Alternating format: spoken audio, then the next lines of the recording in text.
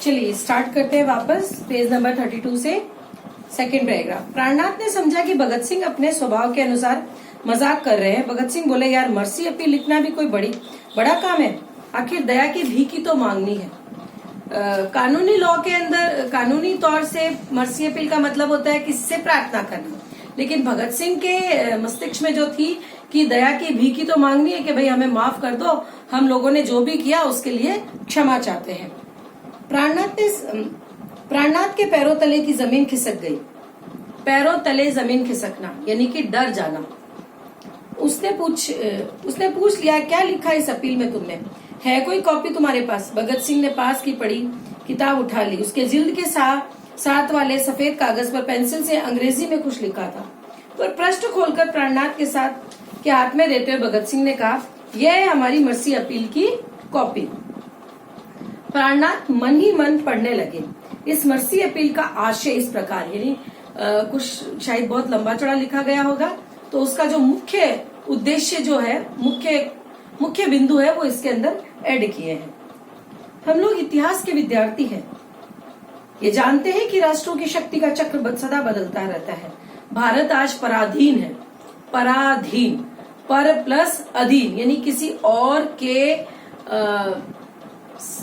और के पास हमारी चीज चली गई है, यानी कि हम अभी गुलाम हैं। दूसरों के लिए हम गुलाम है। पराधीन का पर का मतलब गुलाम। और आप लोग हमारे आका बने हुए। आका का मतलब भगवान बने हुए हो।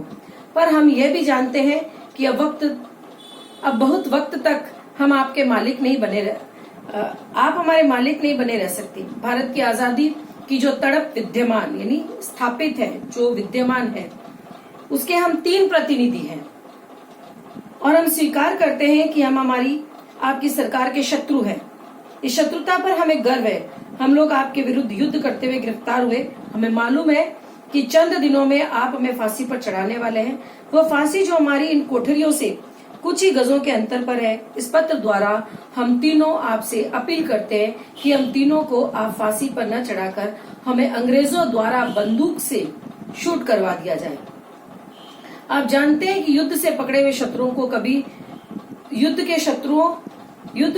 शत्रुओं को इस तरह शूट किया जाता है, फांसी नहीं दी जाती है। हस्ताक्षर भगत सिंह, राजगुरु और सुखदेव।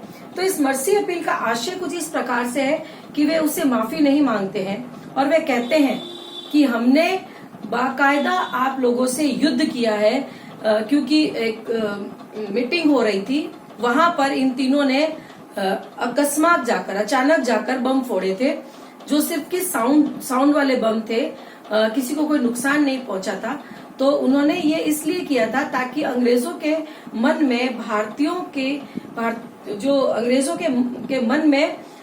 के प्रति जो क्रांतिकारी की जो चिंगारी थी, वो इस तरह से घर कर जाए कि नहीं, अब भारत के लोग है ना जागरूक हो गए और हमें उन्हें आजाद करना ही पड़ेगा, उनको आजादी देनी पड़ेगी। तो इसी चिंगारी को उन्होंने मतलब आगे बढ़ाते हुए स्वीकार कर लिया कि हमें आपसे माफी नहीं चाहिए, बल्कि हमने युद्ध किया है। तो युद्ध की नीति यही कहती है कि आप हमें शूट कर दे, आप हमें मार दे गोली से, न कि आप हमें फांसी पर चढ़ाए। और फिर उसके बाद भी अगर आप लोगों को हमारे लिए यह सजा है तो हम ये सजा हंसते हंसते स्वीकार करेंगे। पत्र समाप्त करते करते प्राणनाथ मेहता की आंखें आंसुओं से भर आई थी। मेहता एकाएक आगे बढ़े। सबसे पहले उन्होंने भगत सिंह के चरणों में अपना मस्तक झुकाया। उसके बाद राजगुरु और सुखदेव की ओर बढ़े ही थे कि दोनों दोस्त पीछे हट गए। प्राणनाथ ने शीघ्रता से उक्त स्थान की धूल माथे से समेटकर अपने माथे पर लगा ली। भगत सिंह ने कहा, इस तरह नहीं दोस्त, आओ गले मिले। इस मौके पर भगत सिंह हंसी मजाक के मूड में थे। मेहता से उन्होंने कहा, प्राण, परसों सुबह तुमसे मैंने लेनिन की पुस्तक मंगवाई थी। लेनिन एक बहुत बड़े रूसी क्रांतिकारी थे।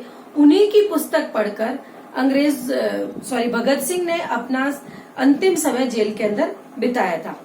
उसके 324 पृष्ठ थे, यानी पेपर। इस समय तक पढ़ चुका हूँ।